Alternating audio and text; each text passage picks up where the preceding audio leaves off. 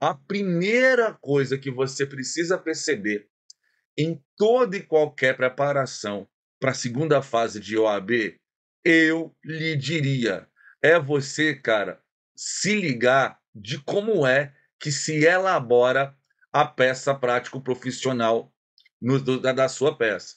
E para isso eu tenho uma espécie, vamos dizer assim, de projeto, né? Uma espécie de projeto onde eu vou te mostrar literalmente, cara, o passo a passo para que a gente possa fazer aí a nossa preparação para o nosso exame de ordem, tá certo? Bom, primeira coisa que você precisa perceber, cara, primeira coisa que você precisa perceber.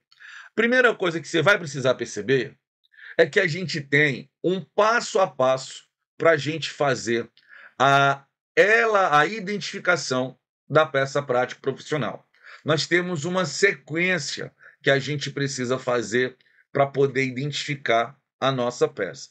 Primeira coisa que você tem que fazer, quando você pegar a sua prova, é se perguntar: a peça que eu tenho que elaborar é um processo de conhecimento? É um processo de execução? É uma tutela cautelar em caráter antecedente? É um mandado de segurança? É um recurso? E como é que a gente faz isso? A gente tem que fazer isso se perguntando, pessoal. A gente tem que fazer isso se perguntando justamente no quê? Se perguntando justamente no seguinte sentido, de olhar, não é, de cima para baixo essa questão, né, essa questão aqui da elaboração da peça prática profissional. Vamos nos fazer diante da peça, literalmente, as 5 perguntas, tá? A Jaqueline falou que o slide está duplicado, mas foca no slide maior, tá? Foca no slide que está aberto aí para você. É alguma coisa aqui que está equivocada aqui no meu notebook, eu não estou encontrando, mas vamos seguir que o que vale é a mensagem. Então, como eu estava dizendo, primeira coisa que você precisa fazer é saber identificar a peça profissional. E você vai ter que fazer, cara, nessa sequência. O que você vai fazer? Você vai olhar para a prova e vai ver lá o caso descrito. Primeira pergunta que você vai ter que se fazer, qual é? Primeira pergunta que você vai ter que se fazer é: existe alguma decisão judicial que já foi dada e que, portanto, você vai precisar recorrer dela?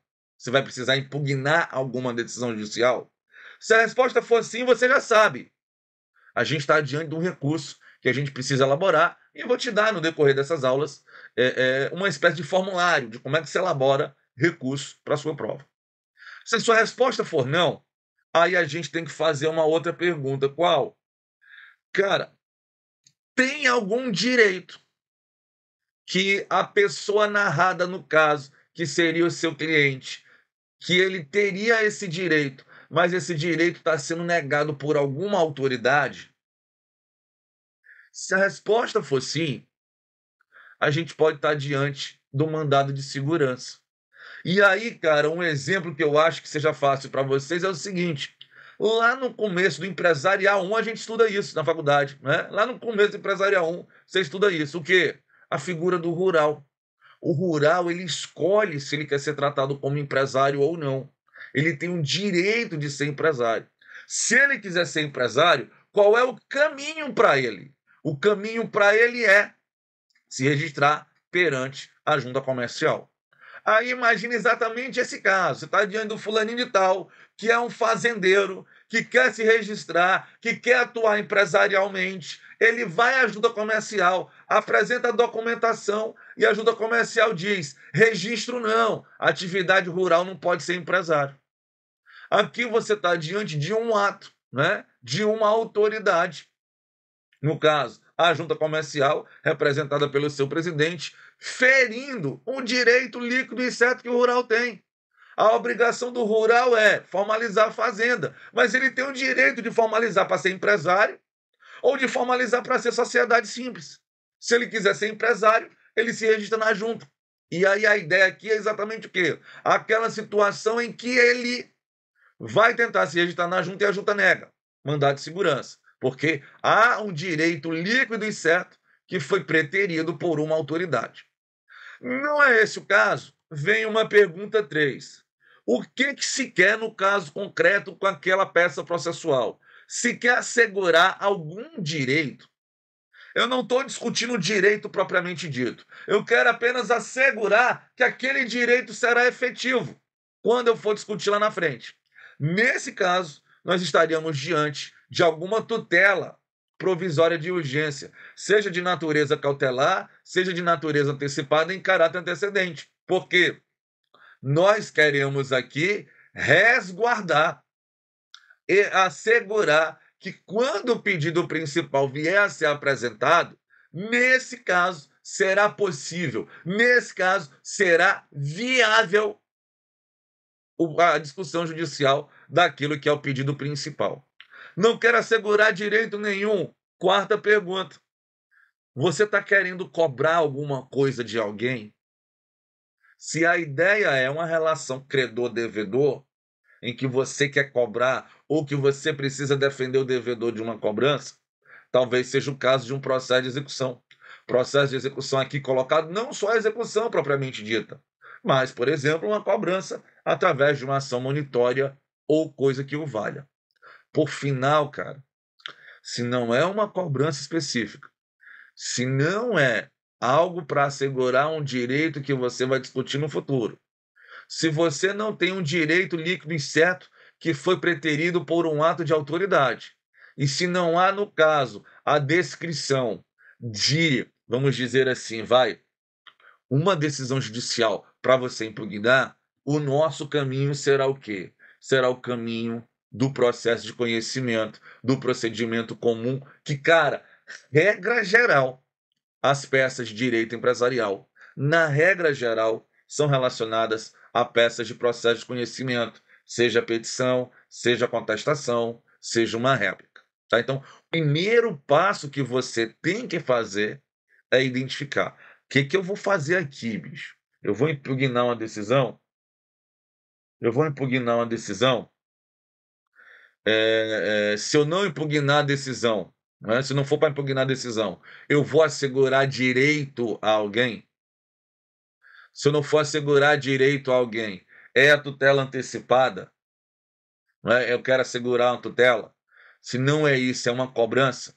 Né? Ou vai ser uma discussão judicial que a gente vai iniciar? Tá? Esse é o primeiro debate que a gente vai precisar fazer. Dito isso, pessoal, o que acontece? No processo de conhecimento, tá? No processo de conhecimento, a gente vai ter essas possibilidades aí de peça.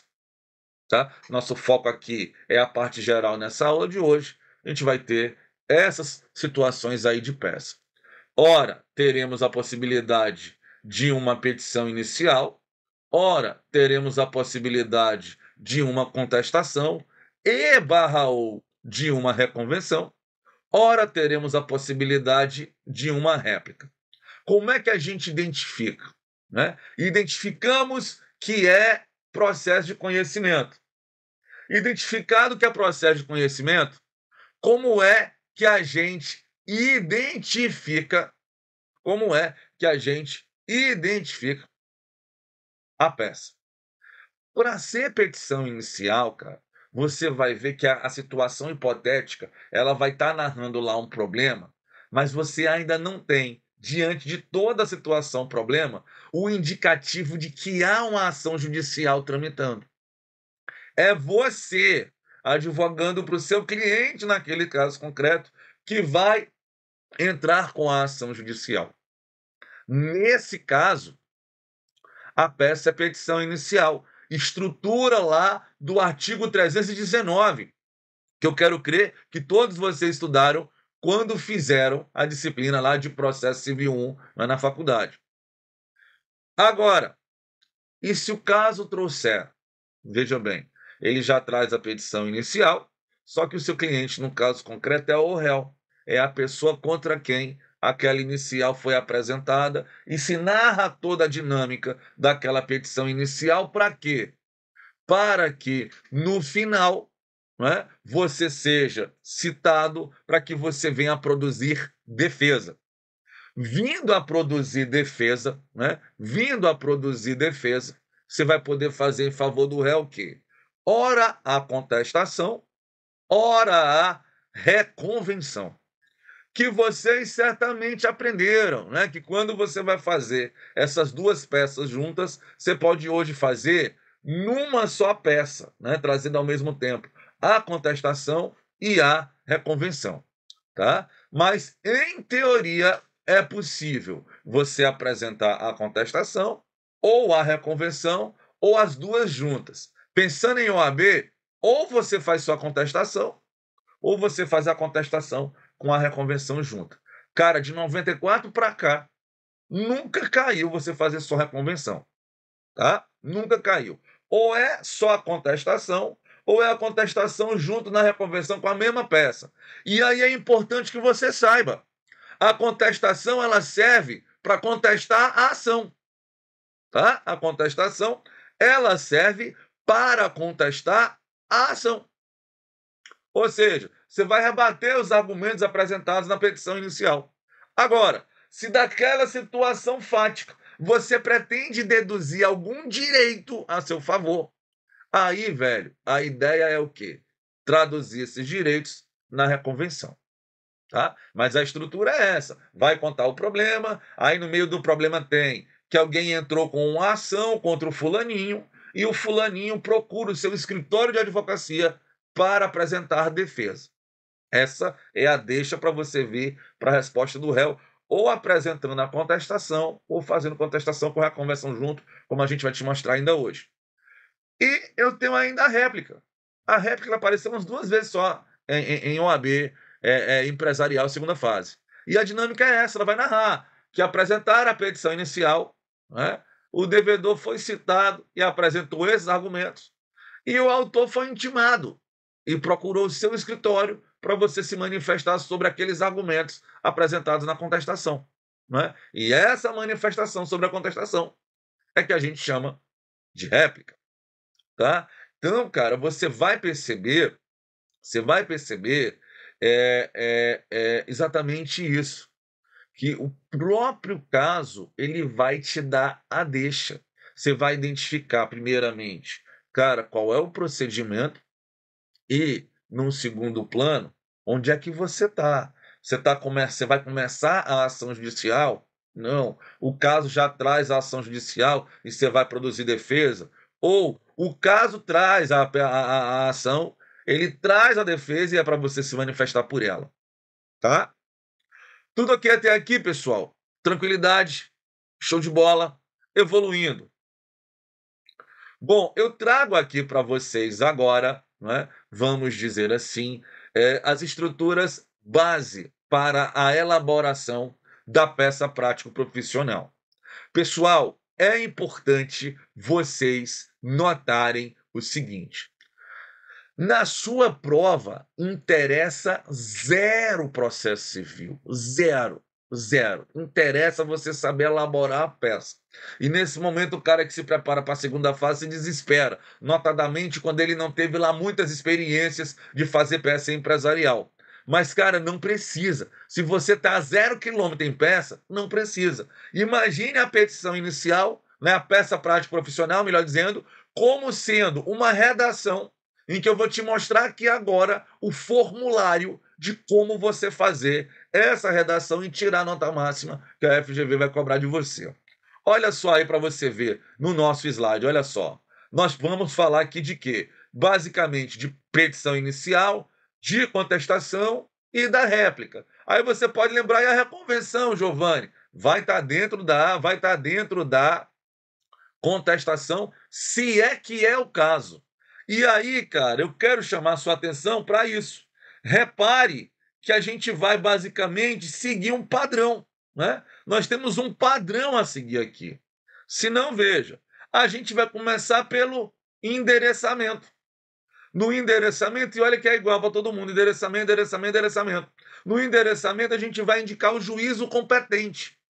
Qual o juízo competente para receber aquela petição, aquela contestação e aquela réplica, tá? Depois disso, o preâmbulo, né? Que é o preâmbulo? É aquele primeiro parágrafo de toda e qualquer petição, onde você vai identificar, por assim dizer, Quem são as partes? Qual é a peça processual ali? Se for uma ação, qual é a ação judicial? Não é? Qual é o fundamento legal? Ou qual é a súmula em que você se baseia? Não é? Você vai fazer no preâmbulo essa espécie de introdução, apresentando as partes, qualificando as partes e identificando a peça. Não é só. Olha só, depois disso, a gente parte para quê? A gente parte para a parte fática da petição. Dos fatos, cabendo lembrar que na contestação a gente não fala em dos fatos, a gente fala em breve relato da inicial.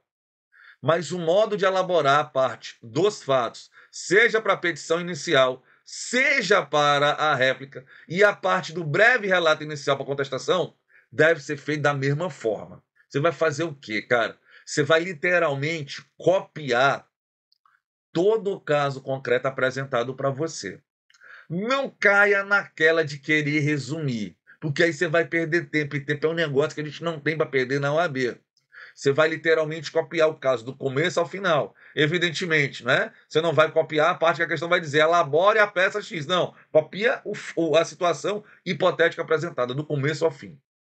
Cara, falando sério para você, né? Em especial para você, Luiz, falando sério, eu já vi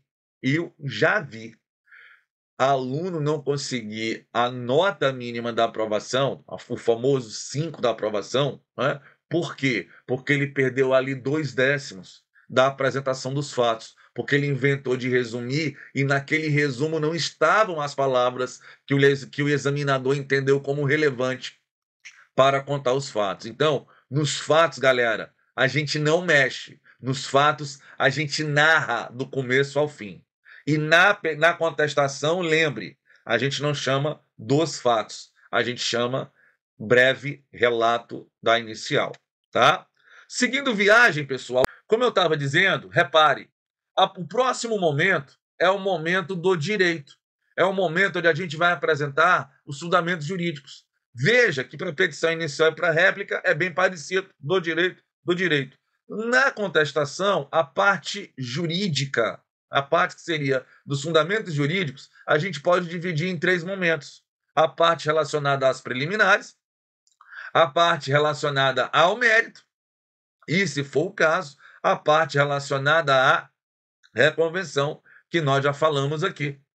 Próximo passo é o quê? Tutela de urgência, específica na petição inicial.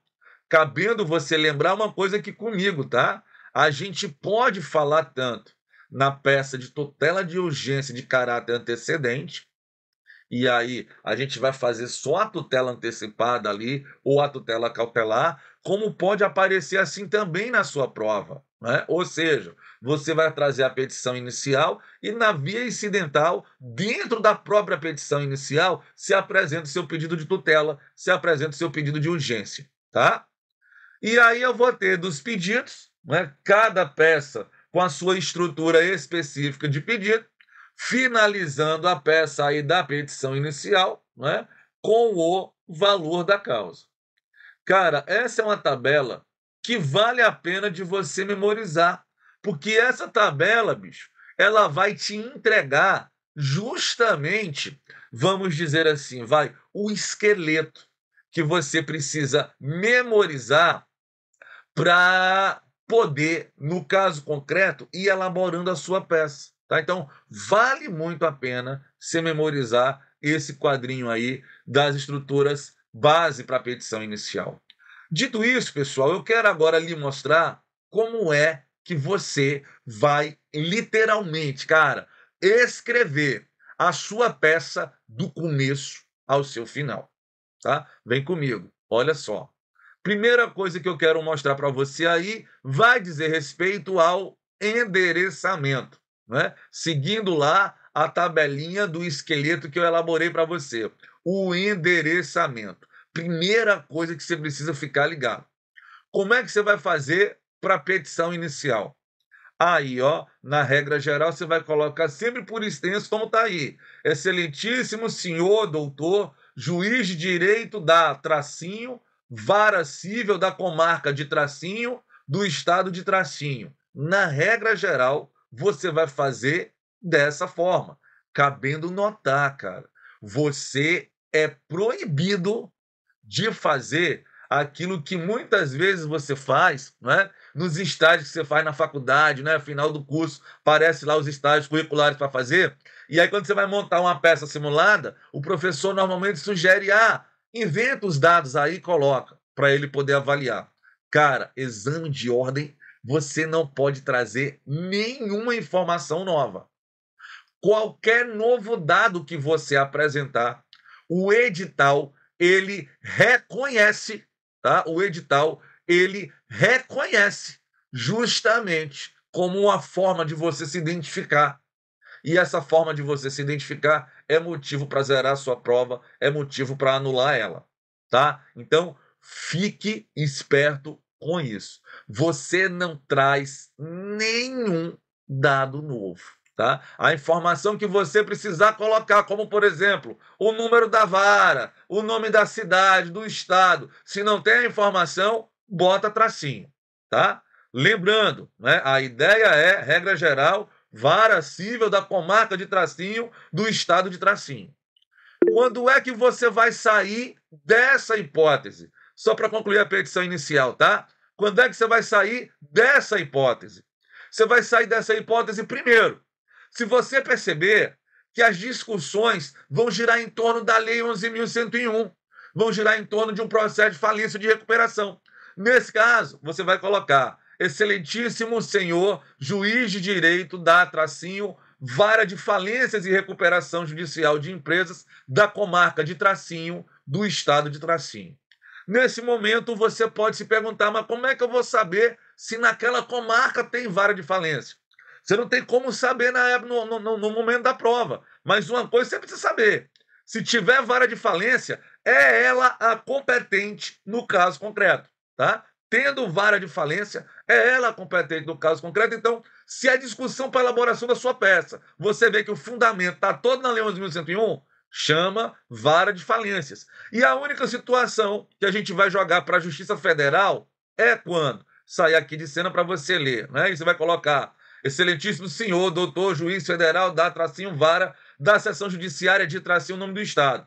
A única situação em que a gente vai levar para a Justiça Federal ou é discussão relacionada ao registro de empresas ou é discussão relacionada à propriedade industrial. Com um detalhe, a discussão precisa ser ou com a junta comercial perante o registro de empresas ou com o INPI quanto à discussão de propriedade industrial, de marcas e patentes.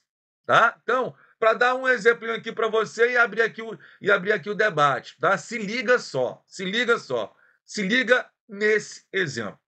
Você é empresário rural, você é rural, você quer se registrar como um empresário na junta comercial e você quer se registrar como empresário na junta comercial porque você quer assumir a condição de empresário para que no momento de dificuldade financeira você possa fazer uso da recuperação.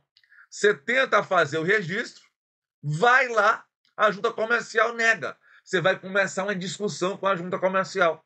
Se essa discussão entre você e a junta comercial vier a bater no judiciário, essa discussão vai ter que ser levada para a Justiça Federal. Beleza com isso, pessoal? Show de bola? Agora, como é que fica para a questão da contestação e da réplica? Cara, se você for fazer contestação ou réplica, você tem que seguir os estritos termos que tiver definido no caso concreto. Seja para a elaboração de uma contestação, seja para a elaboração de uma réplica, você vai ver que lá no caso concreto, a ação já foi distribuída para a vara tal.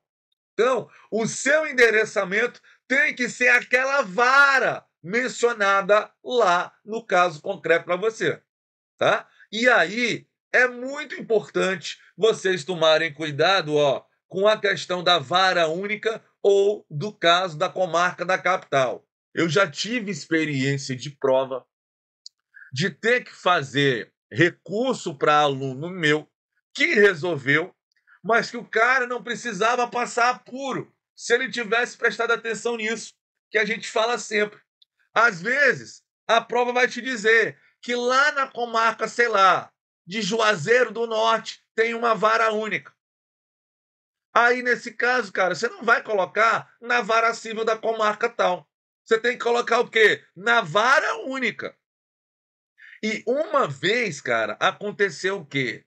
Eu não vou me lembrar agora qual foi o exame, mas ele dizia que o processo tramitava na vara civil da comarca da capital do Espírito Santo. Cara, juro por Deus, velho. Eu tive aluno meu que colocou Vitória, na comarca de Vitória, do Espírito Santo. E esse cara, ele perdeu a pontuação do endereçamento, tá? Então, sua prova, né, não é de geografia. Você não precisa mostrar para o examinador que você manja de geografia. Você tem que mostrar para ele que você manja de direito e que você tem a manha de fazer uma peça. Não, se ele tiver metido lá, comarca da capital do Ceará, você vai botar assim, vara civil da comarca da capital do Ceará. E, não obstante, você saiba qual é o nome da capital do Ceará, né? Tá? Então, fique esperto com isso. Bom, endereçamento já vimos, preâmbulo, como eu estava dizendo para você. A parte onde você vai identificar as partes, você vai identificar a peça e apresentar os fundamentos legais. Como é que a gente qualifica as partes? Deixa eu sair de cena um pouquinho para poder ler à vontade aí. Olha só. Estou te dando qualificação de pessoa física, de pessoa jurídica e no outro slide de sociedade anônima.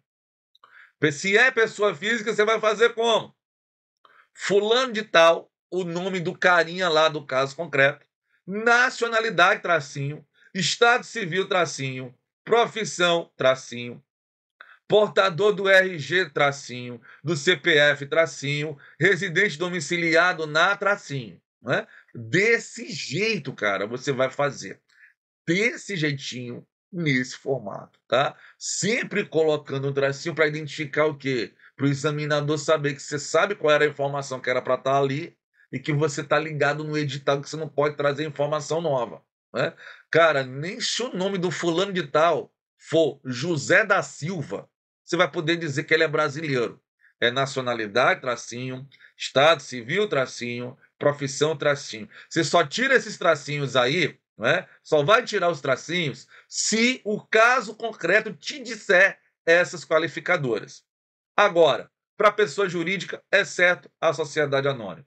Vai fazer como? O nome empresarial da sociedade. Aí coloca pessoa jurídica de direito privado. Né? Ou, se a informação do caso concreto for mais precisa, sociedade empresária, sociedade simples, enfim.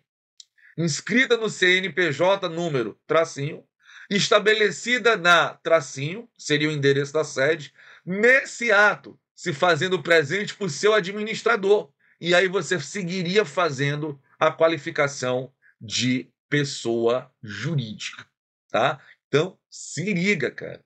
É você pegar esse material que já está disponível aí para você baixar para estudar e, cara, repetir isso à exaustão, até você fazer isso no automático, no manual, tá? Porque, cara, é relevante você demonstrar que você sabe qualificar. A bem da verdade, nos últimos exames, não cobraram pontuação por qualificação. Mas vai que essa pontuação de qualificação volta. Né? A gente não pode desperdiçar, né? Aquela pontuação fácil da gente poder conseguir, tá certo? Bom, para a sociedade anônima, olha a diferença. Para a sociedade anônima, pessoal, em vez de eu falar que a sociedade anônima ela vai se fazer presente pelo seu administrador, eu vou colocar que ela vai se fazer presente através do seu diretor, tá? Essa informação ela é importante para a sociedade anônima. Enquanto para as outras sociedades é através do seu administrador, tá? Enquanto para as outras sociedades é através do seu administrador, para a sociedade anônima, não. Se para as outras sociedades eu tenho que colocar administrador, para a sociedade anônima eu tenho que fazer identificação de diretor. Tá certo com isso? Show de bola? Por que, cara, essa diferença? É que, velho, na sociedade anônima, ela comporta dois órgãos de administração ao mesmo tempo. Eu posso ter uma sociedade anônima só com diretoria e posso ter uma sociedade anônima com diretoria e conselho. O que é importante você se lembrar nesse momento? Que a diretoria ela é órgão obrigatório nas companhias, na sociedade anônima, e que o conselho de administração é órgão facultativo. Por que a diretoria ela é obrigatória? Ela é obrigatória porque eles, diretores, são os representantes legais da sociedade. É o diretor que representa a sociedade, ativa e passivamente, judicial ou extrajudicialmente. Tá? O conselheiro de administração, ele não tem poder para passar procuração e, portanto, para nomear um advogado, porque ele não representa a sociedade.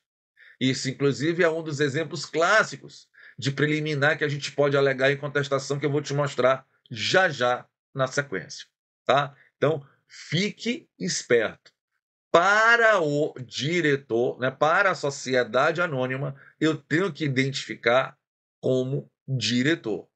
E aí você percebe aí no slide, né, um exemplo de preâmbulo para você elaborar a sua petição inicial, trazendo primeiro o autor, com a sua qualificação, por ser o procurador infraassinado, instrumento de mandato incluso, vem respeitosamente perante Vossa Excelência, propor a presente ação de, aí você identifica o nome da ação, com fundamento nos artigos, indica os artigos que vão fundamentar processualmente a ação, em face do fulaninho de tal réu com a qualificação dele, pelas razões, não é, de fato e de direito a seguir expostas.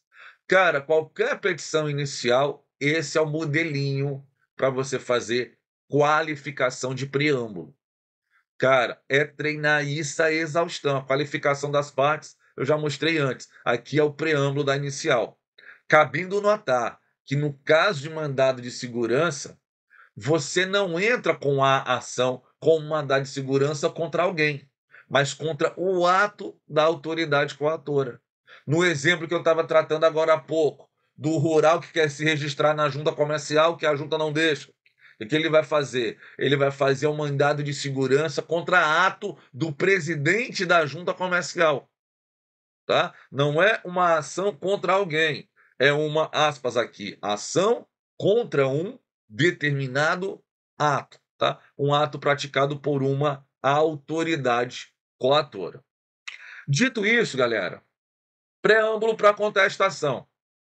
Qualificação do réu, olha que é invertido. Qualificação do réu pelo seu advogado, vem respeitosamente à presença de Vossa Excelência a apresentar a contestação com fundamento nos artigos 336 e 337, nos autos da ação em epígrafe que lhe move qualificação do autor pelos fundamentos a seguir expostos.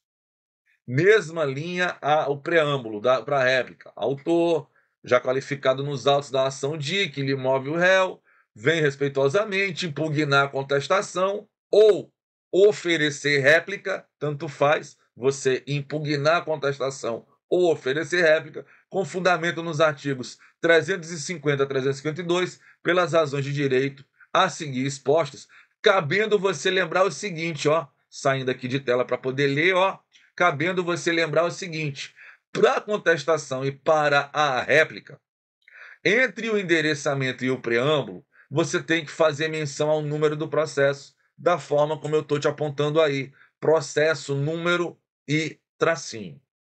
Como é que é isso, cara? É aquilo. Você faz o preâmbulo, você faz o endereçamento lá na primeira linha da peça.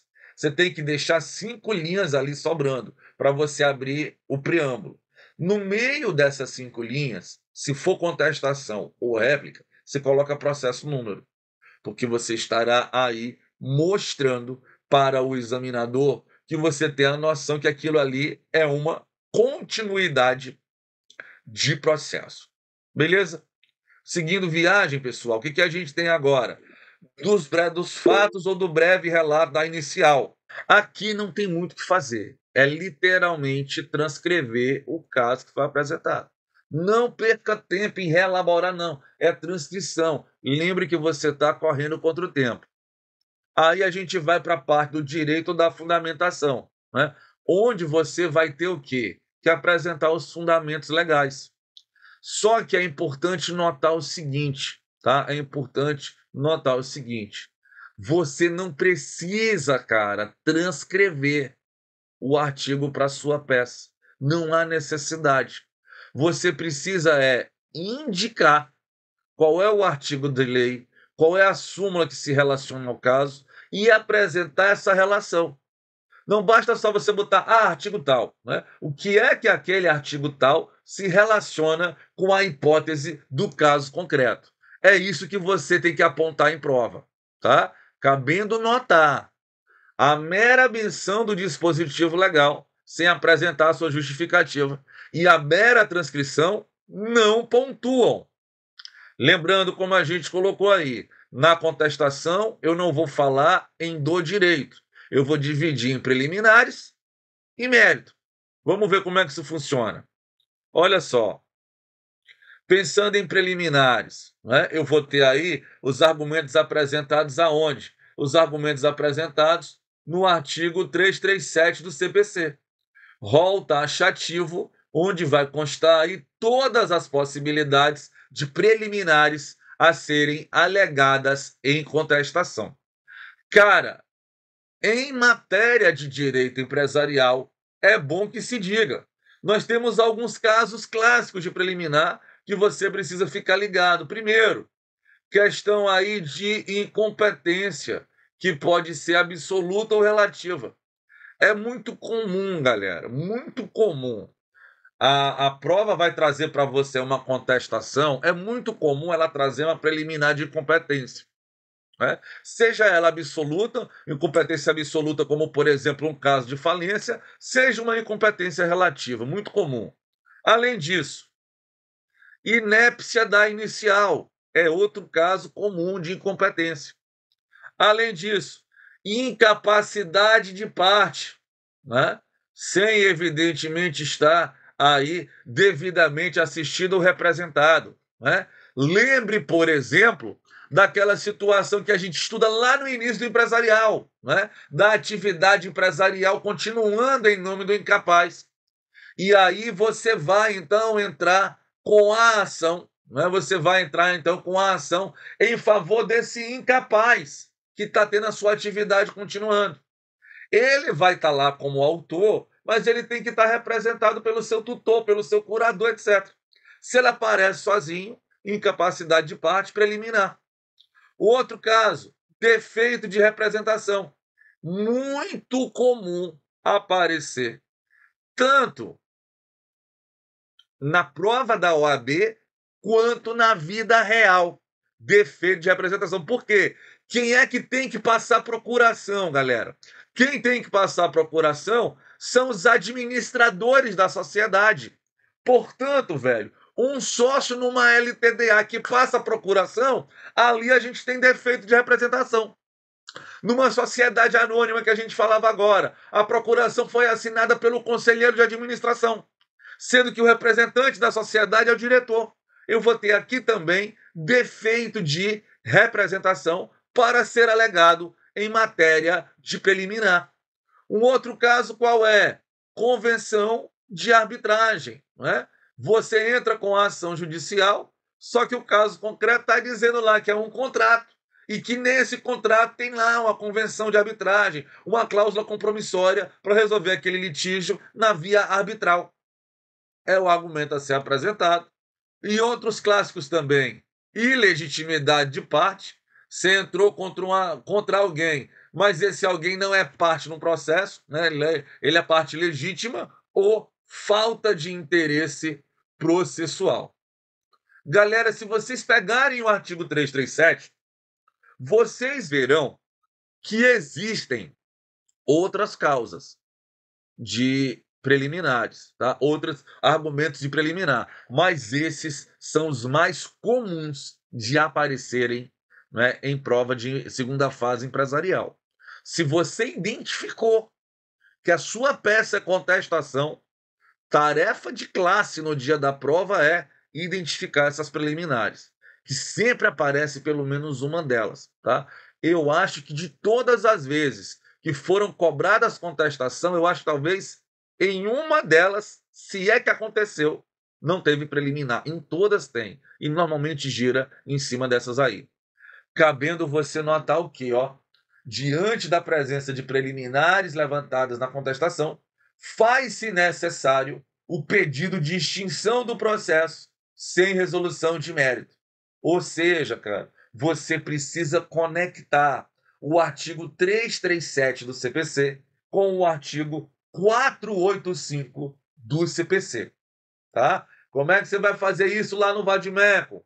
Abre o artigo 337, olha lá nas remissões do código se já há a menção ao artigo 485. Se tiver, você passa ali só um marca-texto, lembrando. Se não, você escreve em cima do 337, artigo 485 do CPC. Aí você vai lá para o 485 e faz a menção ao 337, porque são dispositivos que vão influenciar um no outro. Se você alegar alguma dessas preliminares, a tendência é que você tenha que apontar também, né, como pedido para você, o da extinção do processo sem resolução de mérito em face, né, do artigo 485 do CPC. Bom, dito isso, seguindo viagem, quanto ao mérito. Quanto ao mérito, cara, é a ideia que a gente vem trazendo, né? Você tem que apresentar os argumentos jurídicos, apresentando os artigos de lei e súmula. Não adianta transcrever, não adianta só mencionar. Você precisa desenvolver um argumento jurídico. Tal coisa tem que funcionar dessa forma aqui, de acordo com o artigo tal da lei tal. Você precisa construir um argumento jurídico a partir do dispositivo legal, sem sequer precisar copiar o dispositivo legal para a sua peça da OAB, tá? Evidentemente, quando você estiver na prática, velho, transcreve lá todos os artigos, mete lá livro de doutrina, pega lá a jurisprudência e mostra que é aquela linha, mas para a prova da OAB não precisa transcrever, basta a menção ao dispositivo legal, que aquela coisa está funcionando daquela forma, de acordo com o dispositivo legal X, que explica isso dessa forma Y. Beleza? Importante notar, enquanto o acolhimento das preliminares vai determinar a extinção do processo sem resolução de mérito como regra, os argumentos de mérito vão conduzir à extinção do processo com resolução de mérito, na forma do 487. Né? Você está alegando ali o mérito nos termos do 336, etc. Né? Está rebatendo os argumentos apresentados. Cara, você vai ter que pedir a extinção do processo com resolução de mérito, apresentando um motivo e o fundamento legal, qual é o inciso lá do artigo 487. Por final, galera, uma outra observação importante aqui da gente tratar é o seguinte: prescrição e decadência não são matérias para serem arguídas em sede de preliminares. Isso é muito comum, cara, a gente vê na prática. E é aquilo que eu costumo dizer. É muito mais fácil, cara, preparar você para a prova da OAB, você que está 0 km em peça, do que você que às vezes tem um vício já do escritório, né? Que vai fazendo aquilo daquela forma e que não é, né, o formato, vamos dizer assim, mais correto conforme o espelho da banca, e que é o que interessa para você. Tá? Então, é muito comum, você vai alegar a prescrição, você coloca lá entre as preliminares. Só que, processualmente falando, prescrição e decadência são prejudiciais de mérito. Aí você pode se perguntar, então eu vou abrir, né, um tópico prejudicial de mérito? Cara, não precisa. Nunca nos 37 exames, quando se discutiu prescrição ou decadência, se falou em prejudicial de mérito no espelho. Você vai fazer o quê? É caso de prescrição, é caso de decadência, você vai colocar isso como argumento de mérito, o primeiro argumento de mérito. Por quê? Se você olhar lá no 487, né, se o juiz entender que houve prescrição ou entender que houve decadência, ele vai extinguir o processo com resolução de mérito. Por esse detalhe, você faz o quê? Abre lá do mérito e o primeiro mérito apresentado é a situação de prescrição ou a situação de decadência. tá? Não vá colocar isso dentro das preliminares. Se você colocar nas preliminares, pode ser que você perca a pontuação, que você não ganhe a pontuação inteira por ter identificado a prescrição, porque você colocou em local errado da peça, tá? Então, prescrição e decadência vai para dentro do mérito, primeiro argumento a ser apontado. Beleza? Mas aí vai lá a dúvida de sempre: ah, professor, na hora da prova, estou lá com a prova fazendo, já coloquei argumento de mérito, percebi a prescrição. E aí? Cara, você já tem argumento antes, segue lá colocando a prescrição. Aí, nesse caso, eu faria, sabe o quê? Você não vai estar botando lá dos fatos, do direito, etc. Eu deixaria para falar da prescrição em separado e aí colocaria numerando. Se liga, botaria um na frente dos fatos, o 2 na frente do direito e abriria o tópico 2.1, prescrição. Tá? A ideia é que ela venha como primeiro argumento de mérito. Mas se você está fazendo a prova lá na hora, no domingo à tarde, está fazendo a sua prova, você já começou a montar a peça, né, na folha da resposta, e você só percebeu a prescrição depois, faz isso. Abre um tópico da prescrição e mostra lá o argumento de prescrição. Beleza? Show de bola, tranquilidade. Bom, seguindo aqui viagem, o que a gente tem? Para a reconvenção, meus amigos, é importante notar para que serve a contestação. A contestação ela serve para contestar a ação. Ou seja, aqueles argumentos apontados na peça, você vai rebater eles. A reconvenção, não. A reconvenção você vai pegar o quê? Daqueles fatos que o autor trouxe na petição inicial. Daqueles fatos ali, você quer deduzir algum direito em favor do empresário em recuperação. Nesse caso, é que a gente vai falar em reconvenção. Olha o que a gente tem aí, né, no material. De acordo com o artigo 343 do CPC, é lícito ao réu na contestação formular pedido em seu favor, desde que fundado conexo com a ação principal com fundamento de defesa. Ou seja, se eu quero alegar algo contra um direito contra o autor, eu vou fazer isso na reconvenção. Né? Como a gente colocou aí. Na parte relativa à contestação, você irá contestar a ação. Com a reconvenção, você vai deduzir algum direito contra o autor baseado nos mesmos fatos. Lembrando que a gente vem batendo desde o começo dessa aula. A reconvenção, ela pode ser exigida teoricamente, tanto como parte da contestação, e aí se abriria, né, das preliminares, do mérito da reconvenção, quanto como uma peça separada. É o que mostra o artigo 343, parágrafo 6 do CPC. Mas, velho, saiba, isso nunca aconteceu no histórico do exame de ordem de se cobrarem, né, só a apresentação da reconvenção. Notadamente de 2015 para cá, que é o que interessa em matéria processual, mas, cara, sinceramente falando, na sua prova, se aparecer a convenção, ela vai aparecer como mais um pedido a mais da contestação, tá? Pelo menos em empresarial, essa questão ela não é complicada, ela não costuma vir complicar essa questão da reconvenção. E aí, galera, a gente chega à principal parte da peça, que é a questão relativa aos pedidos. Cara, a peça processual ela responde por 5 pontos de 10 que você pode tirar na prova de segunda fase. Desses 5 pontos, algo em torno de metade é só de pedido. Ou seja, é fundamental você saber fazer os pedidos da sua peça. Se garante quase que metade, se não garantir metade da pontuação só com os pedidos. O que eu sugiro, cara? Eu sugiro isso que está aí na observação.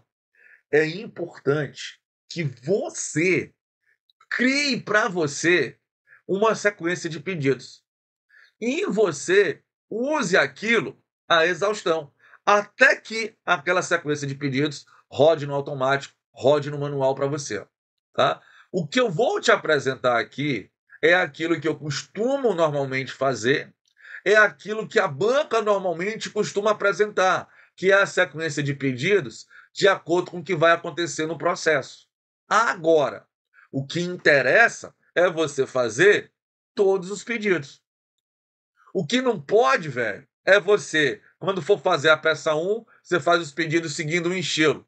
Já quando for fazer a peça 2, você vai fazer seguindo outro estilo. Não, você precisa estabelecer um padrão. Eu já tive aluno, por exemplo, que se sentiu mais confortável em fazer o quê? Começar os pedidos por aqueles pedidos que vai ter em toda e qualquer peça. Não interessa qual. Né? Começava pelos pedidos obrigatórios.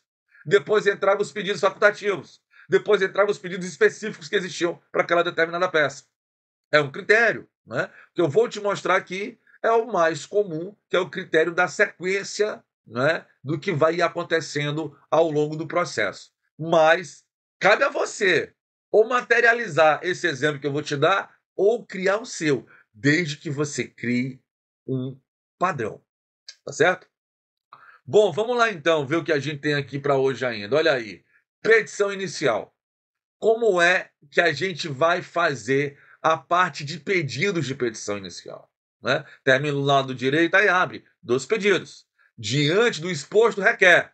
Primeiro pedido, a concessão de liminar ou tutela antecipada no sentido de indica, explica o que é a tutela antecipada que você está pedindo ao longo da peça, se houver necessidade. Se você estiver diante, né, de um pedido de tutela em caráter incidental, né, está trazendo dentro da própria peça do pedido principal, né, você começa apresentando a concessão de medida liminar. E aí?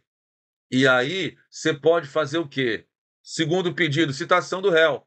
A citação do réu por meio de, e aí você indica o meio da citação, oficial de justiça, correios, etc. Cabe olhar no CPC, quando você for fazer um pedido de citação, qual é aquele tipo de citação para aquela ação, se pode ser por correio, se tem que ser por oficial de justiça, como é que deve ser. Para quê? Para comparecer à audiência de conciliação e mediação, devendo a citação ocorrer com pelo menos 20 dias de antecedência, na forma do artigo 334 do CPC. Ou isso, né? E aí esse pedido de citação, como você percebe, é para aquelas ações que vão seguir a regra geral do processo civil, né? Peça lá literal do 319. Ou, cara, será possível também a citação do réu para que, querendo, apresente sua contestação no prazo legal sob pena de revelia. Sendo importante você perceber, cara, qual é o prazo legal. Né? E detalhe, fugiu do prazo legal de 15 dias, que é o prazo da regra geral que o CPC aponta, é importante você indicar qual é o prazo, né? Qual é o tal prazo legal lá da sua petição, tá? Alguns prazos importantes aí para você, não é? Prazo do procedimento comum, 15 dias, né? É o da regra geral esse, nem tanto é cobrado, mas os outros podem ser. Se for uma ação falimentar, por exemplo, um pedido de falência, o prazo é de 10 dias.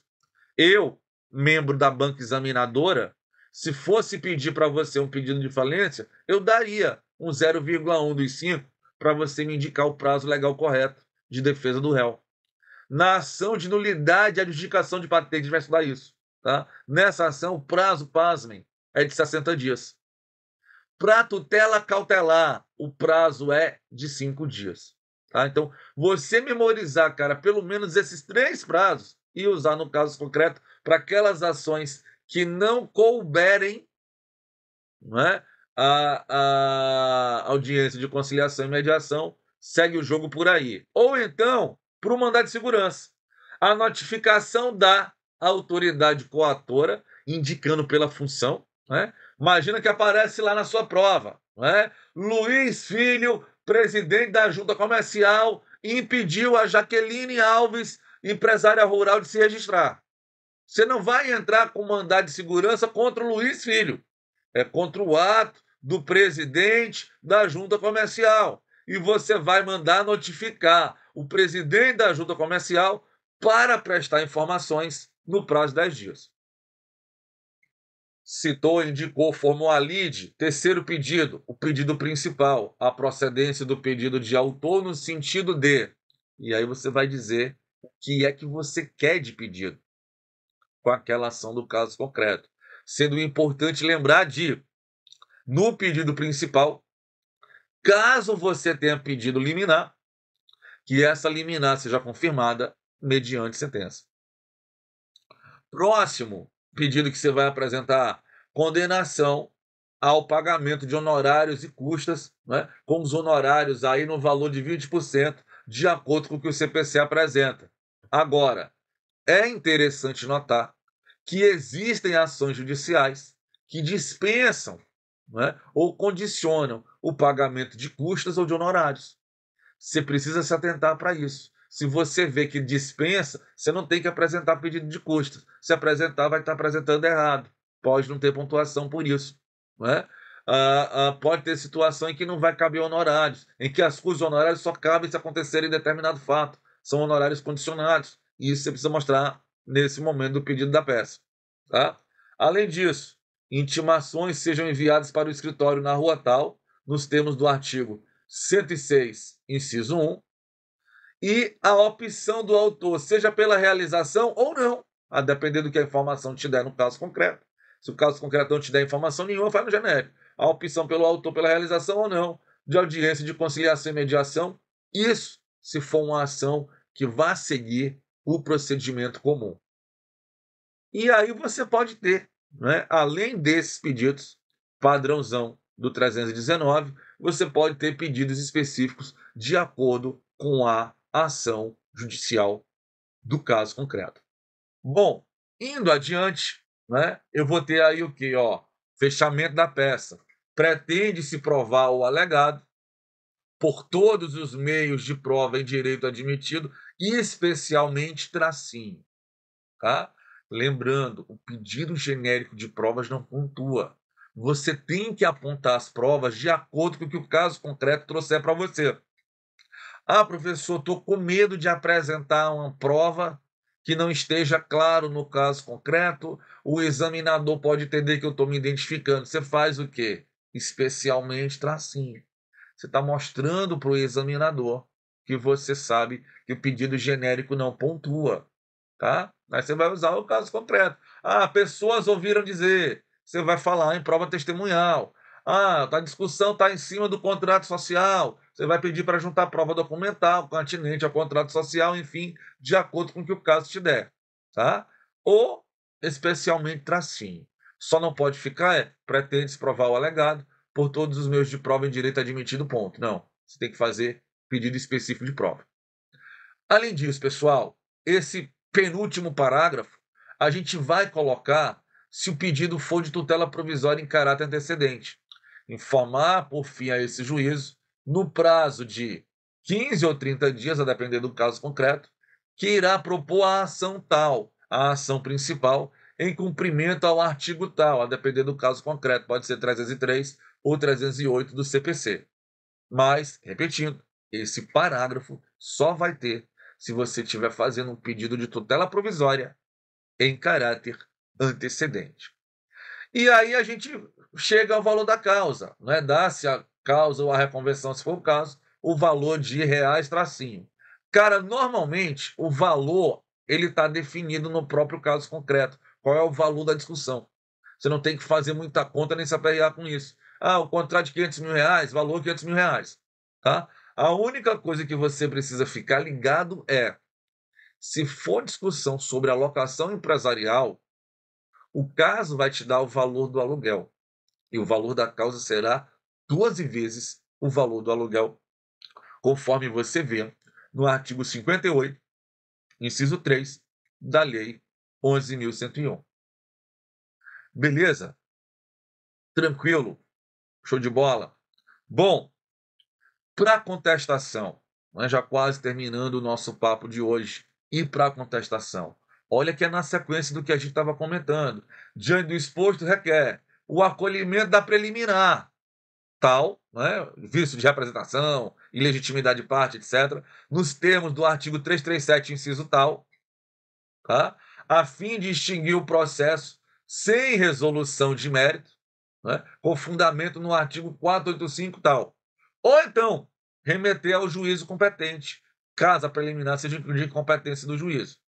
Tá? Só vai apresentar esse pedido se tiver preliminar e vai apresentar esse pedido para cada preliminar que tenha que ser feito no caso concreto. Aí segue, no mérito, a improcedência do pedido formulado pelo autor, caso Vossa Excelência não entenda que é caso de extinção do processo pelo acolhimento da preliminar levantada ou das preliminares levantadas. Condenação ao pagamento de custas de honorários advocatícios, aqui a mesma preocupação lá da inicial, tem que se ligar que há situações em que os honorários eles são condicionados, né? Tem que acontecer determinado fato para ter condenação de honorários ou não. A procedência do pedido da reconvenção no sentido de e apresentar o que você quer com a reconvenção, evidentemente, esse pedido ele só vai aparecer se você for fazer reconvenção, né? E aí a gente tem o quê? Intimações sejam enviadas ao escritório da rua tal, de acordo com o artigo 106 do CPC, com o pedido de provas, que não pode ser genericamente, que não pode ser pedido genérico, no padrão do que a gente falou para o pedido da petição inicial. E aí, cara, tá aí, né? Para finalizar a questão da réplica, diante do exposto, reitera-se o que foi pedido na inicial, no sentido de, e você apresenta o pedido, né, principal, o objetivo principal que você tem com aquela ação, que o caso já vai efetivamente apresentar para você. Como você percebe, cara, a gente literalmente caminhou por aquelas estruturas bases que eu te entreguei no final, no começo da aula, tá? Que eu sugiro, bicho, né? Para você que vai se preparar para o exame de ordem, para essa ser a sua única prova da OAB.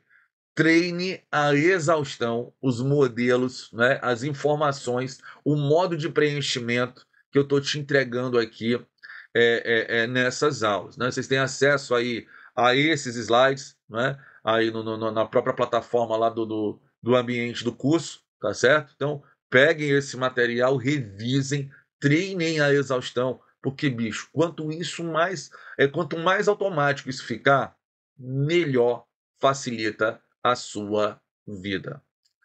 Tranquilo com isso, pessoal? Tranquilo com isso? Show de bola? A gente continua isso aqui, então, na próxima aula, tá certo?